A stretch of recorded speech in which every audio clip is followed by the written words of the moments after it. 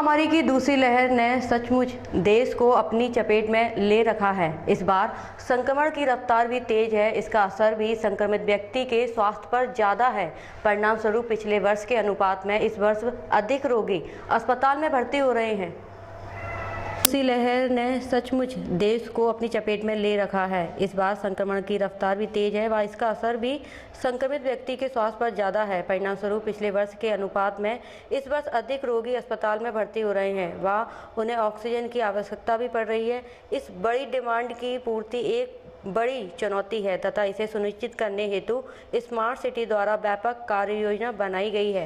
इस प्रक्रिया में जिला प्रशासन की टीम से समन्वय स्थापित कर ऑक्सीजन सिलेंडर 70 से ज़्यादा अस्पतालों तक पहुंचाए गए हैं। ऑक्सीजन आपूर्ति हेतु एक स्टॉक फोर्स का गठन किया गया है, जिसमें 30 पटवारी, एक नायक तहसीलदार व एक एसडीएम को शामिल किया गया है। पटवारियों को अस्पताल निर्धारित किए गए हैं, जहां की रियल टाइम स्थिति के कमांडर सेंटर की टीम को अवगत कराया जाता है। यह टीम 24 घंटे कार्यरत रहती है। जी, पिछले हफ्ते थोड़ी क्राइसिस की स्थिति निर्मित हुई थी।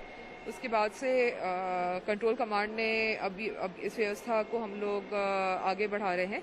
इसमें हमारे पास जेएच की सप्लाई है, जो एक जेएच की टीम लगी है वो देख रही है।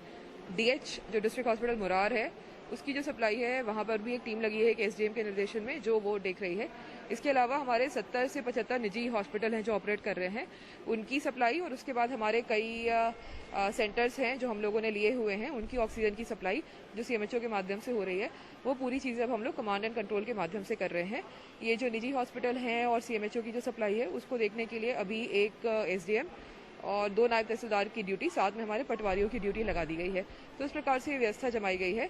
इस व्यवस्था में हम लोगों ने जब क्राइसिस थी तो उसमें हम लोगों ने एसपी साहब के निर्देशन में कई सारे हम लोगों ने सिलेंडर्स मार्केट से प्राप्त कर लिए थे और उनको हम लोगों ने भरा के पूरे दिन हम लोगों ने शॉर्टेज में भी हम लोगों ने सभी को ऑक्सीजन पहुंचा दी थी और उसको हम लोगों ने बार बार रोटेट करके उसको हम लोगों ने यूज़ करा था, जिससे कि सप्लाई क्राइसिस में भी उस दिन बिल्कुल भी डिस्ट्रप्शन नहीं हुआ था सप्लाई का, और हम लोगों ने उनको कट टू कट जो सप्लाई दे रही थी वो हम उनको दे पाए थे।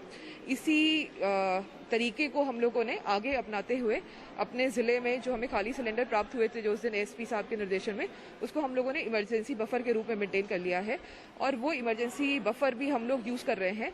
जैसे किसी भी कहीं पे डिस्ट्रेस कॉल आती है कि उनके ऑक्सीजन नहीं सप्लाई हो पा रही है, तो हम लोग अपने इमरजेंसी बफर से उनको स्टॉक इशू कर देते हैं और जल्द ही जल्द उनकी गाड़ी पैरेलली रिफ्यूल कर देते हैं। हमारे यहाँ अभी ऑक्सीजन आ गई है आज की स्थिति में और हमारी सप्लाई में अब उतनी दिक्कत नहीं है। हमारे 3 प्लांट हैं जो सुचारू रूप से चल रहे हैं, जहाँ पे सभी लोग जाकर अपनी ऑक्सीजन की जो रिक्वायरमेंट है, जो एक रैशनल रिक्वायरमेंट है, उसको वो पूरा कर रहे हैं।